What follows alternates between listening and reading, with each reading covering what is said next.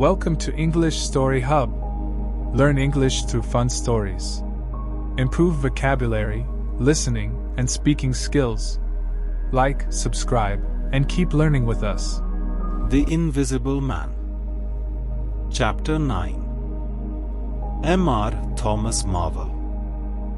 You must picture Mr. Thomas Marvel as a person of copious, flexible visage, a nose of cylindrical protrusion, a liquorish, ample, fluctuating mouth, and a beard of bristling eccentricity.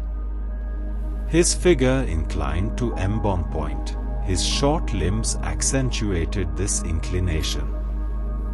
He wore a furry silk hat, and the frequent substitution of twine and shoelaces for buttons, apparent at critical points of his costume, marked a man essentially bachelor. Mr. Thomas Marvel was sitting with his feet in a ditch by the roadside over the down towards Aberdeen, about a mile and a half out of Iping. His feet, save for socks of irregular openwork, were bare. His big toes were broad, and pricked like the ears of a watchful dog. In a leisurely manner, he did everything in a leisurely manner. He was contemplating trying on a pair of boots. They were the soundest boots he had come across for a long time, but too large for him, whereas the ones he had were, in dry weather, a very comfortable fit, but too thin-soled for damp. Mr. Thomas Marvel hated roomy shoes, but then he hated damp. He had never properly thought out which he hated most, and it was a pleasant day, and there was nothing better to do. So he put the 4 shoes in a graceful group on the turf and looked at them. And seeing them there among the grass and springing agrimony, it suddenly occurred to him that both pairs were exceedingly ugly to see.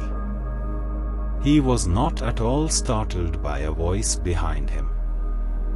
"They're boots, anyhow," said the voice. "They are charity boots," said Mr. Thomas Marvel, with his head on one side regarding them distastefully, "and which is the ugliest pair in the whole blessed universe, I'm darned if I know." "H.M.," said the voice. "I've worn worse, in fact, I've worn none. But none so audacious ugly, if you'll allow the expression. I've been cadging boots in particular for days, because I was sick of them. They're sound enough, of course, but a gentleman on tramp sees such a thundering lot of his boots. And if you'll believe me, I've raised nothing in the whole blessed country, try as I would, but them. Look at M. And a good country for boots, too, in a general way. But it's just my promiscuous luck. I've got my boots in this country 10 years or more. And then they treat you like this. It's a beast of a country," said the voice. "And pigs for people. Ain't it?" said Mr. Thomas Marvel. "Lord! But them boots! It beats it." He turned his head over his shoulder to the right, to look at the boots of his interlocutor with a view to comparisons, and lo! Where the boots of his interlocutor should have been were neither legs nor boots. He was irradiated by the dawn of a great amazement. "Where are ye?" said Mr. Thomas Marvel over his shoulder and coming on all fours. He saw a stretch of empty downs with the wind swaying the remote green-pointed furze bushes. "Am I drunk?" said Mr. Marvel.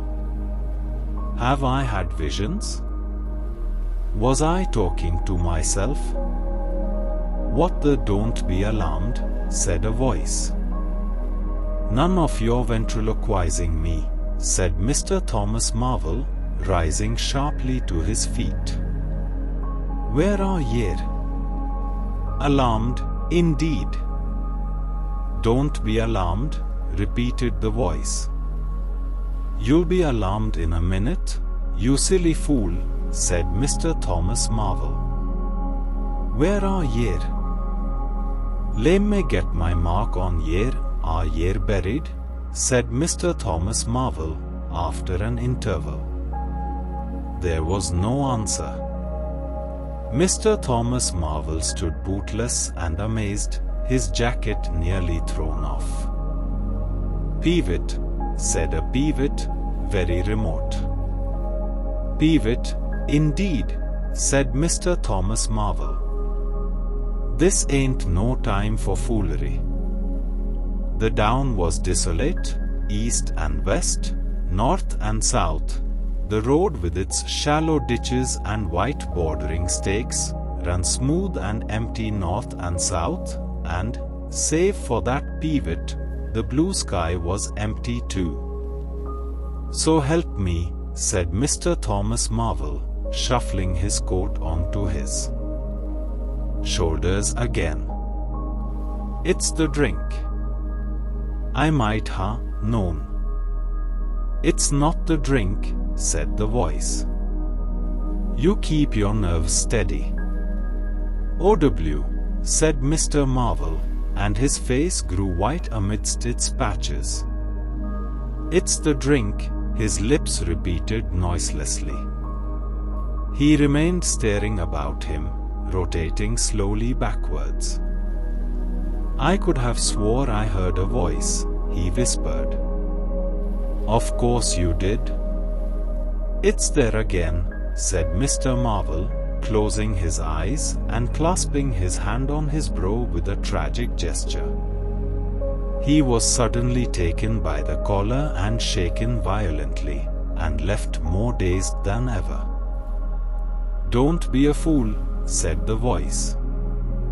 I'm off my blooming chump, said Mr. Marvel. It's no good. It's fretting about them blasted boots. I'm off my blessed blooming chump. Or it's spirits. Neither one thing nor the other, said the voice. Listen. Chump, said Mr. Marvel. 1 minute, said the voice, penetratingly, tremulous with self-control. Well, said Mr. Thomas Marvel, with a strange feeling of having been dug in the chest by a finger. You think I'm just imagination? Just imagination. What else can you be? Said Mr. Thomas Marvel, rubbing the back of his neck. Very well, said the voice, in a tone of relief. Then I'm going to throw flints at you till you think differently. But where are ye? The voice made no answer. Whiz came a flint, apparently out of the air, and missed Mr. Marvel's shoulder by a hair's breadth. Mr. Marvel, turning, saw a flint jerk up into the air, trace a complicated path, hang for a moment, and then fling at his feet with almost invisible rapidity. He was too amazed to dodge. Whiz it came, and ricocheted from a bare toe into the ditch. Mr. Thomas Marvel jumped a foot and howled aloud.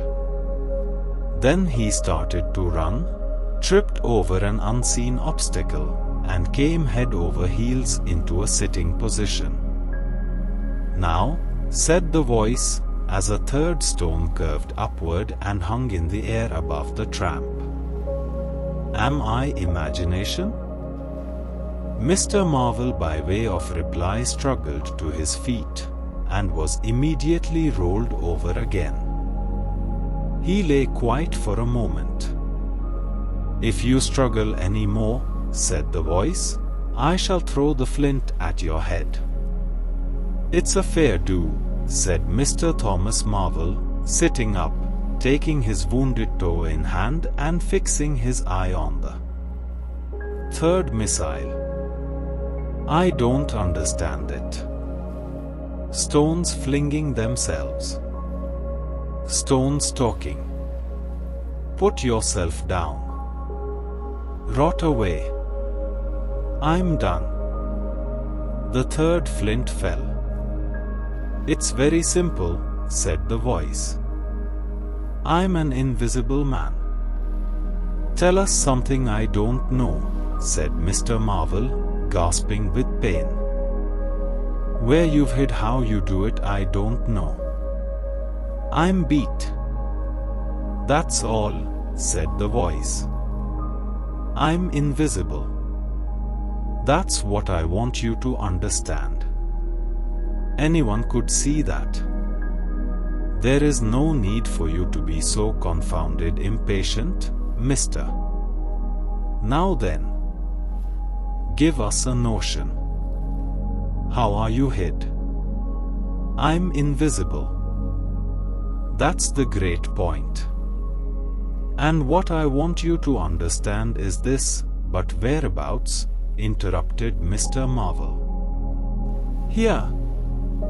6 yards in front of you. Oh, come.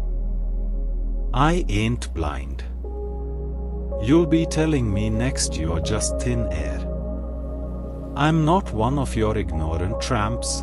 Yes, I am thin air. You're looking through me. What?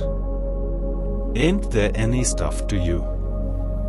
Vokes at what is it, jabber? Is it that? I am just a human being, solid, needing food and drink, needing covering too, but I'm invisible. You see? Invisible. Simple idea. Invisible. What? Real like? Yes, real. Let's have a hand of you, said Marvel, if you are real. It won't be so darn out of the way like. Then Lord, he said, how you made me jump. Gripping me like that. He felt the hand that had closed round his wrist with his disengaged fingers, and his fingers went timorously up the arm, patted a muscular chest, and explored a bearded face. Marvel's face was astonishment. I'm dashed, he said. If this don't beat cockfighting. Most remarkable. And there I can see a rabbit clean through you, ARF a mile away. Not a bit of you visible except, he scrutinized the apparently empty space keenly. You, aven't been eating bread and cheese? He asked, holding the invisible arm. You are quite right, and it's not quite assimilated into the system. Ah, said Mr. Marvel. Sort of ghostly, though. Of course, all this isn't half so wonderful as you think. It's quite wonderful enough for my modest wants, said Mr. Thomas Marvel. How'd you manage it? How the deuce is it done? It's too long a story. And besides, I tell you, the whole business fairly beats me, said Mr. Marvel. What I want to say at present is this: I need help. I have come to that. I came upon you suddenly. I was wandering, mad with rage, naked, impotent. I could have murdered. And I saw you, Lord, said Mr. Marvel. I came up behind you, hesitated, went on. Mr. Marvel's expression was eloquent. Then stopped. Here, I said, is an outcast like myself. This is the man for me. So I turned back and came to you. And, Lord, said Mr. Marvel, but I'm all in a tizzy. May I ask how is it? And what you may be requiring in the way of help? Invisible. I want you to help me get clothes and shelter, and then, with other things. I've left them long enough. If you won't, well, but you will must. Look here, said Mr. Marvel. I'm too flabbergasted. Don't knock me about any more. And leave me go. I must get steady a bit. And you've pretty near broken my toe. It's all so unreasonable. Empty downs, empty sky. Nothing visible for miles except the bosom of nature. And then comes a voice. A voice out of heaven. And stones. And a fist, Lord. Pull yourself together, said the voice, for you have to do the job I've chosen for you. Mr. Marvel blew out his cheeks, and his eyes were round. I've chosen you, said the voice. You are the only man except some of those fools down there, who knows there is such a thing as an invisible man. You have to be my helper. Help me and I will do great things for you. An invisible man is a man of power. He stopped for a moment to sneeze violently. But if you betray me, he said, if you fail to do as I direct you, he paused and tapped Mr. Marvel's shoulder smartly. Mr. Marvel gave a yelp of terror at the touch. I don't want to betray you, said Mr. Marvel, edging away from the direction of the fingers. Don't you go thinking that, whatever you do. All I want to do is to help you. Just tell me what I got to do. Whatever you want done, that I'm most willing to do.